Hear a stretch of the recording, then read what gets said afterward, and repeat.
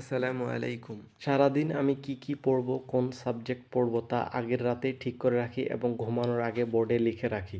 বোর্ডে লিখে রাখার একটা কারণ হচ্ছে আমি যখন রুমের বাইরে যাই এবং ভিতরে আসি তখন সবসময় আমার চোখ বোর্ডের উপর পড়ে এবং সেই রুটিন অনুযায়ী আমি সারাদিনের কাজ করে থাকি। কখন কোন সাবজেক্ট পড়তে হবে সেটা পড়ে থাকি। তো আগের দিন রাতে আমি যেহেতু লিখে রাখছিলাম, পরের দিন সকালবেলা ঘুম থেকে উঠতে আমার একটু দেরি হয়ে গেছিলো, কিন্তু কিছু করার নেই, তারপরে আমি পড়তে বসে যাই। আমার রুটিন অনুযায়ী সাবজেক্টগুলো ছিল সেগুলো পড়তে থাকি।